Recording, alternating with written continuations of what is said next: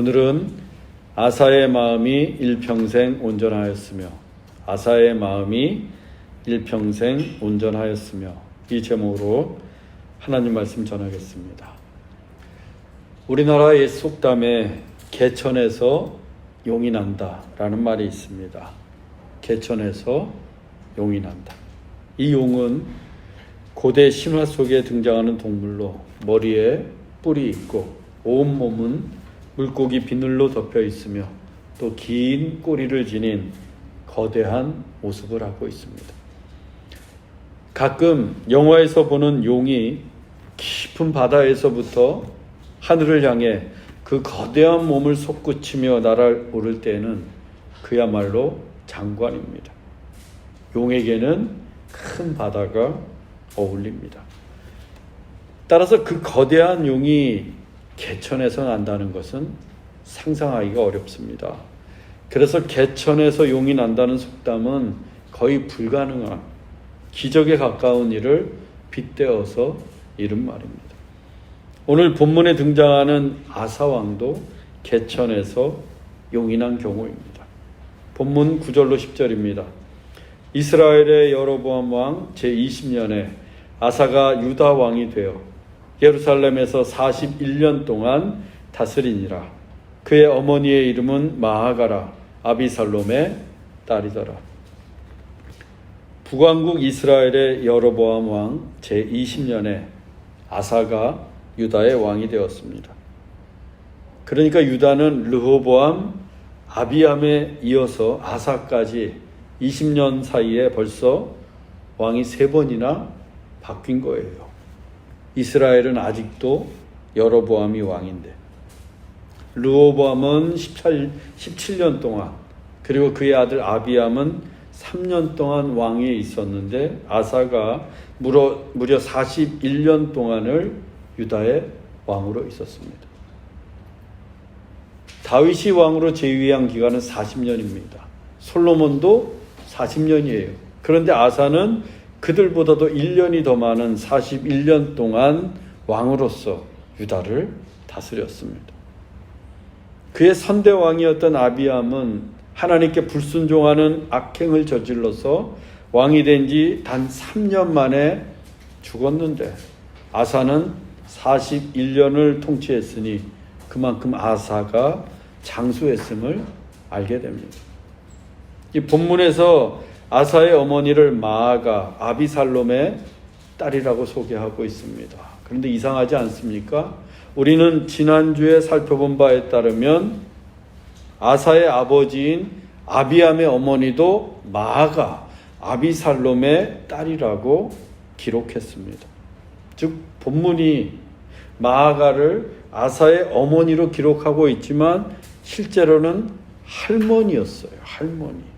아마도 아들 아비암이 왕이 된 지 3년 만에 죽는 바람에 이 마아가가 손자인 아사를 아들처럼 대한 듯합니다. 마아가가 여인이었음에도 불구하고 성경이 거듭해서 그녀의 이름을 등장시킨 이유는 그것도 두 왕의 어머니라고 기록한 것은 그녀의 지대한 영향력 때문이라고 볼 수 있습니다. 이어지는 본문을 통해서 우리는 그녀의 영향력이 무엇이었는지 알게 됩니다. 본문 11절로 13절입니다. 아사가 그의 조상 다윗같이 여호와 보시기에 정직하게 행하여 남색하는 자를 그 땅에서 쫓아내고 그의 조상들이 지은 모든 우상을 없애고 또 그의 어머니 마아가가 혐오스러운 아세라상을 만들었으므로 태우의 위를 패하고 그 우상을 찍어 기드론 시냇가에 부살랐으나 아사는 그의 할아버지 르호보암이나 아버지 아비암과는 달랐습니다. 아사는 다윗같이 여호와 보시기에 정직하게 행했습니다. 이 다윗같이 여호와 보시기에 정직하게 행하여 이 표현은 믿음이 신실하고 선한 왕에 대한 일종의 관용구예요. 선한 왕이 어떤 왕인가? 다윗같이 여호와 보시기에 정직하게 행하는 왕입니다. 그런데 아사가 바로 다윗같이 여호와 보시기에 정직하게 행하는 왕이었습니다. 이는 유다에서는 처음 있는 일이었어요. 그의 할아버지 르호보암과 아버지 아비암이 어떤 왕이었습니까? 전국 곳곳에 이방 산당을 짓고 우상과 아세라상을 세웠어요. 심지어는 남색하는 자까지 두면서 다윗과는 정반대로 행하는 악한 왕들이었습니다. 그런데 아사는 달랐던 거예요. 아사는 다윗같이 여호와 보시기에 정직하게 행했습니다.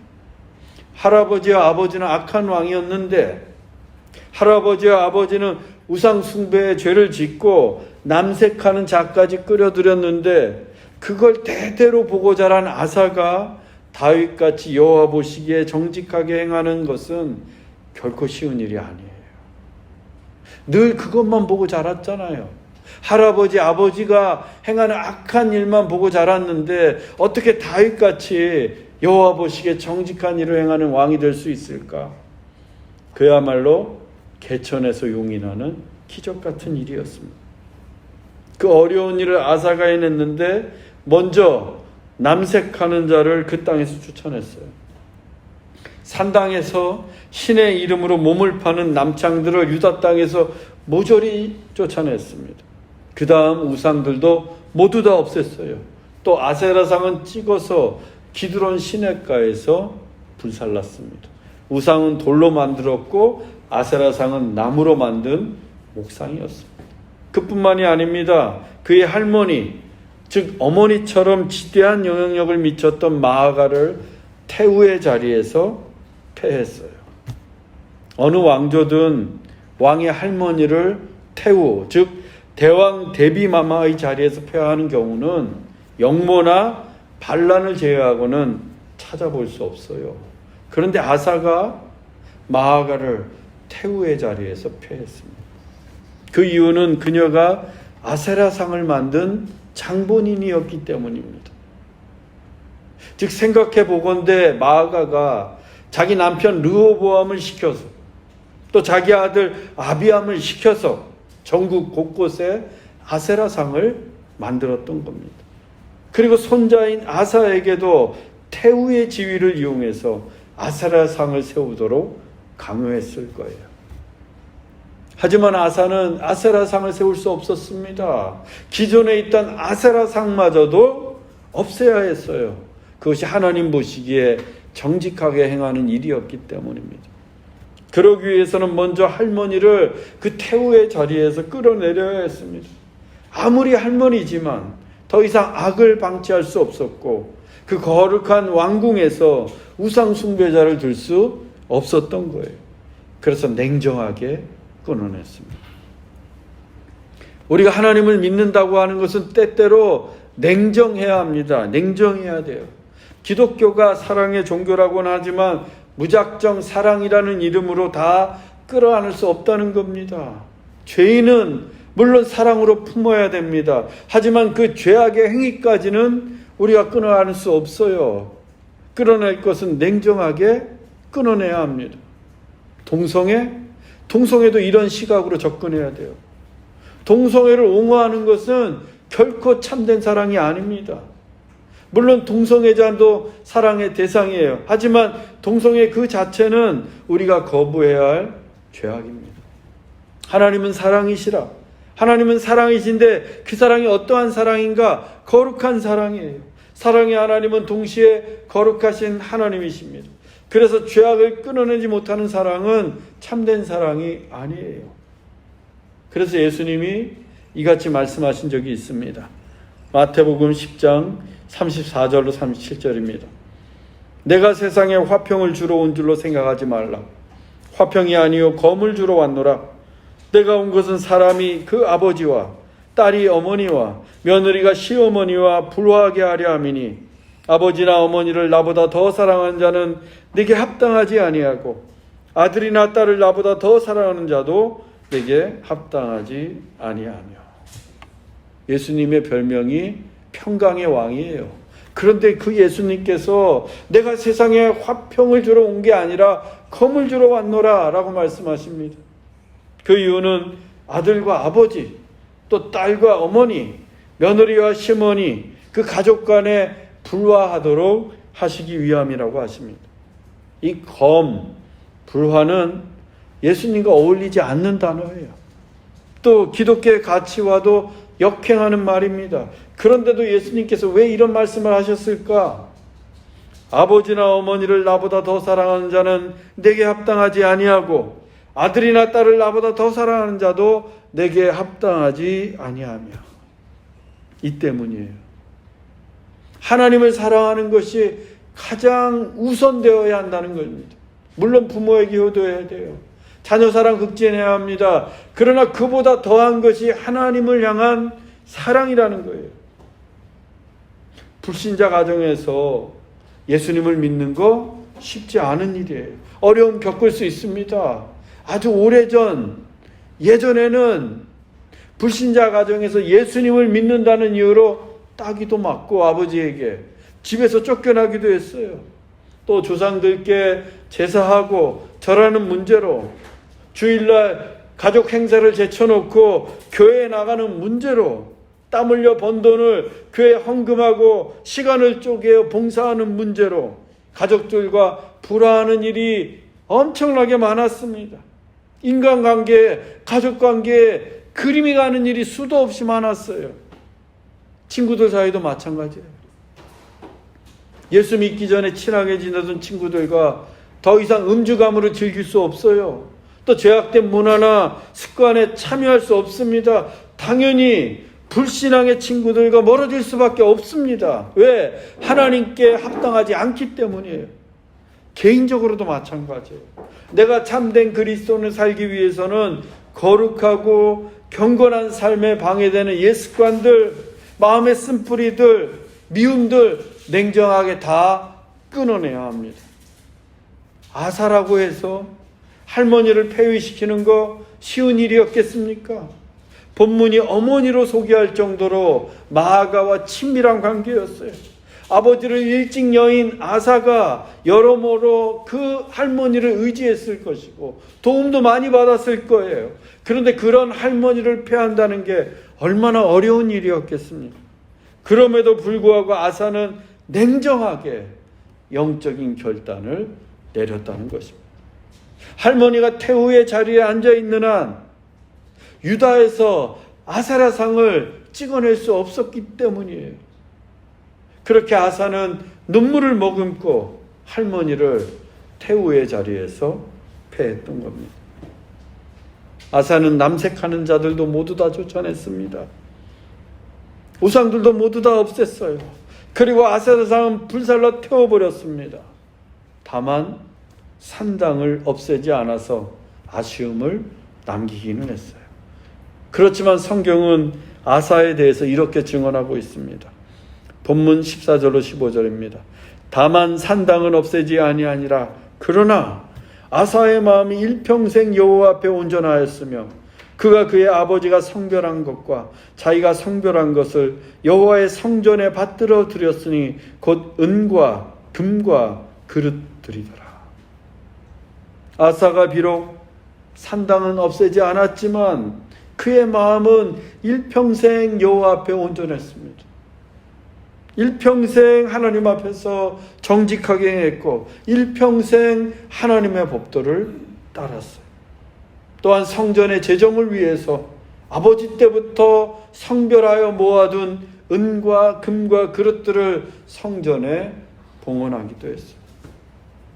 그런 아사였기에 하나님은 그런 아사를 오랫동안 보고 싶으셨던 거가 아닌가 그런 생각이 들어요.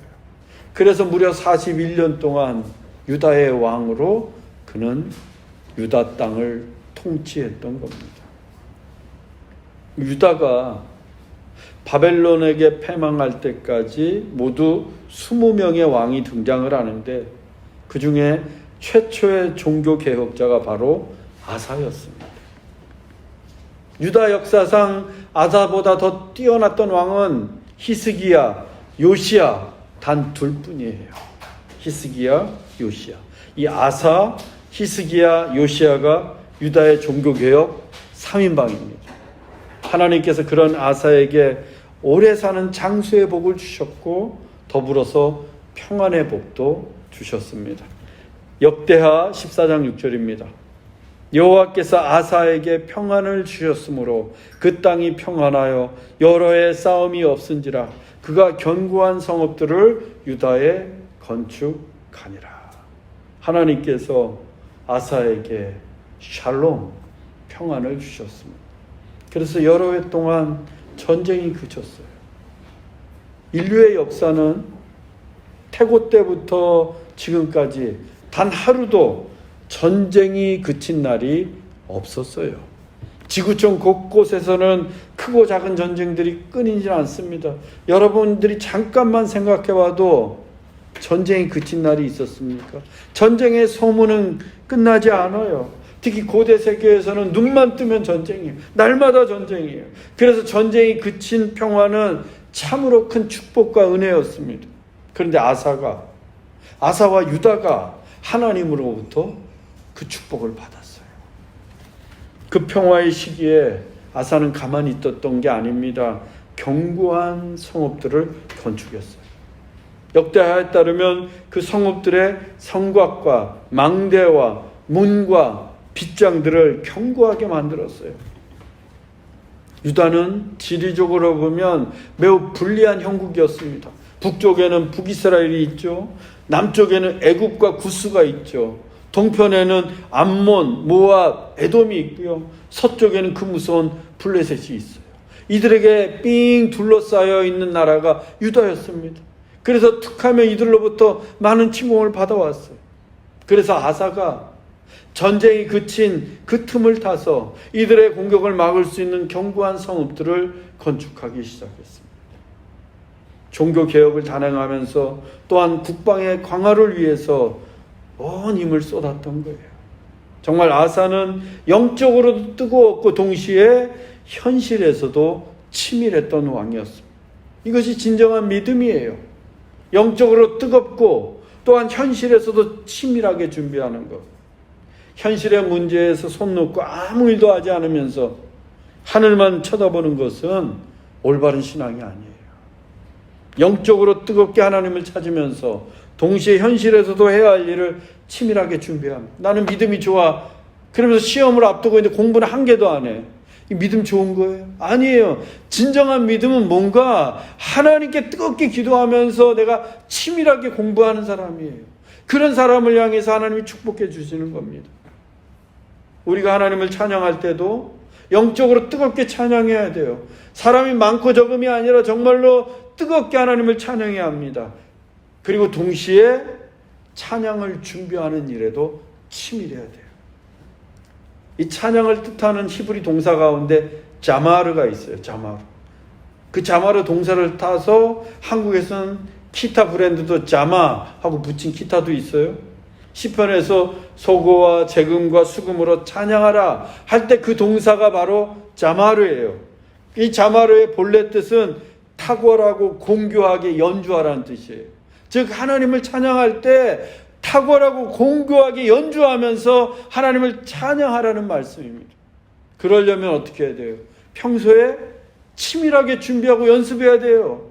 그것이 최고의 하나님, 가장 높고 귀하신 하나님을 찬양하는 올바른 자세입니다. 저는 우리 임마누엘 찬양팀 그리고 성도 여러분들이 자마르 정말 탁월하고 공고하게 연주하면서 하나님을 찬양하길 원합니다. 또 헌신하고 봉사할 때도 마찬가지예요. 치밀하게 준비해서 우리 하나님을 기쁘시게 하는 저와 여러분들이 되길 바랍니다. 그렇게 치밀하게 준비해도 감당할 수 없는 일이 벌어지는 경우들이 있어요. 아사도 그랬습니다. 역대하 14장 9절로 10절입니다.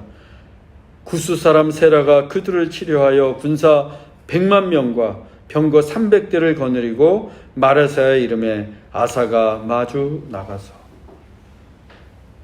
이 구스는 애굽보다 더 남쪽에 있는 아주 강성한 민족이에요. 이 구스의 세라가 무려 100만 대군을 이끌고 유다를 쳐들어왔습니다. 그것도 병거 300대를 거느리고 왔습니다. 이 병거는 고대 전쟁에서 가장 강력한 전차 부대입니다. 사사기에서 이스라엘 백성들이 제일 두려워했던 것도 늘 병거였잖아요. 그런데 구스가 병거를 300대나 몰고 옵니다. 다른 번역서를 보면 3,000대로 기록하는 경우도 있어요.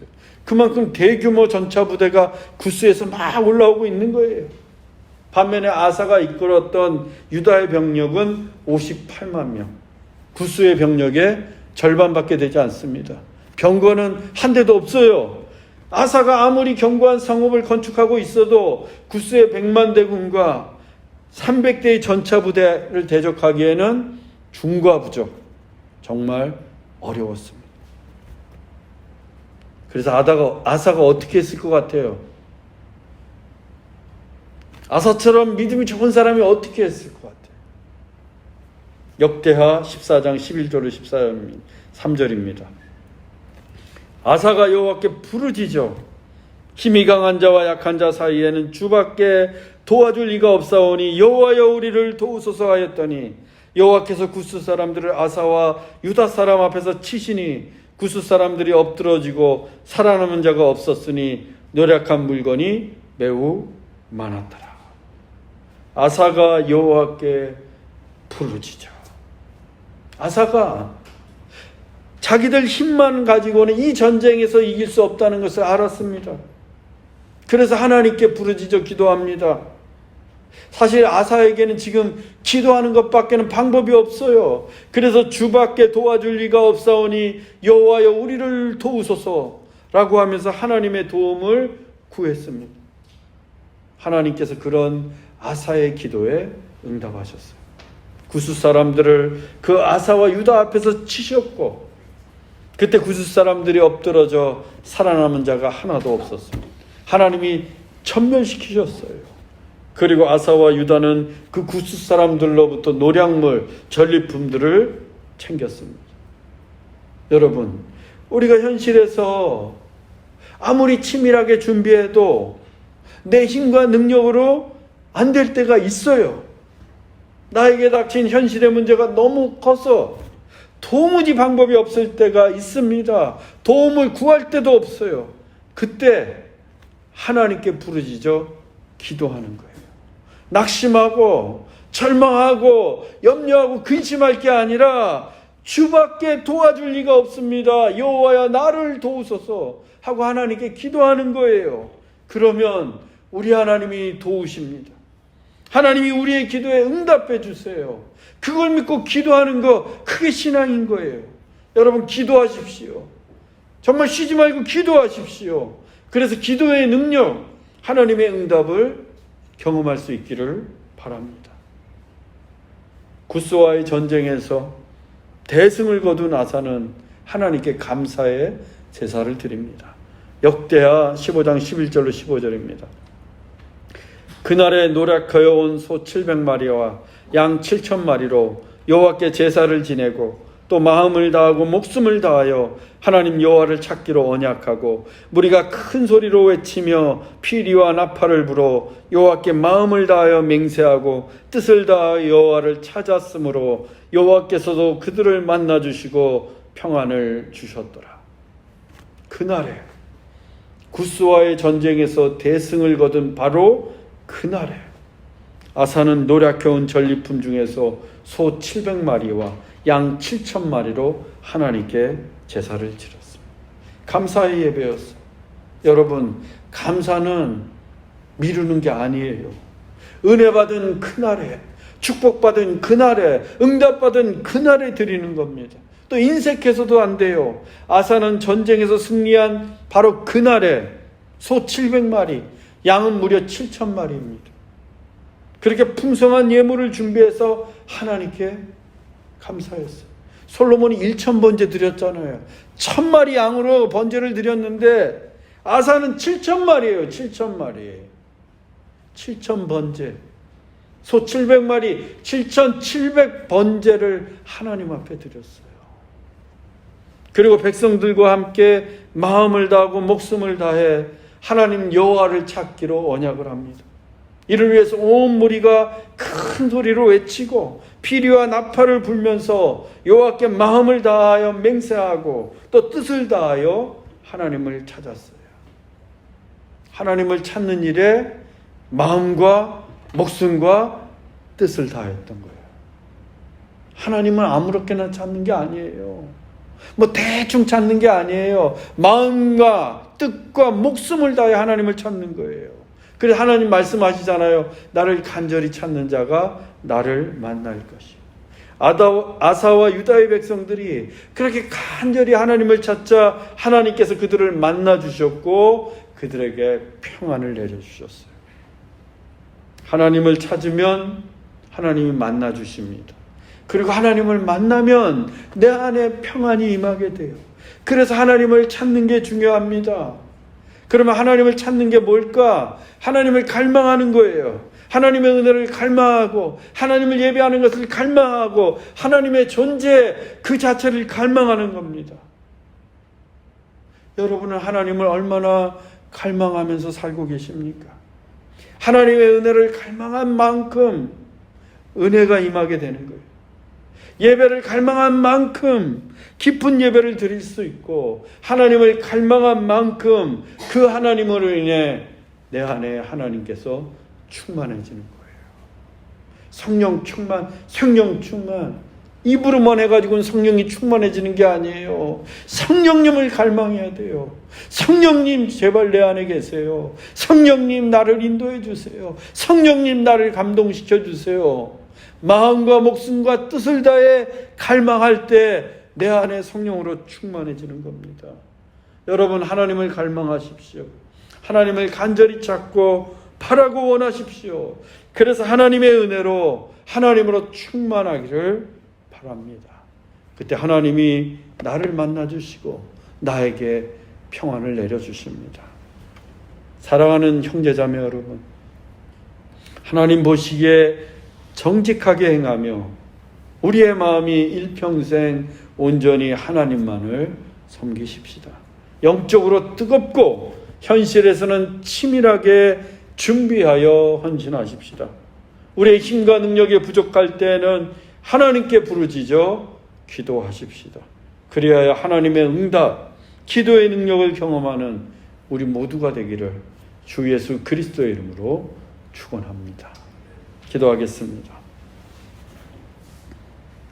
사랑의 하나님, 일평생 마음이 온전했던 아사와 같이 우리도 하나님 보시기에 정직하게 행하는 그리스도인이 되게 하여 주옵소서.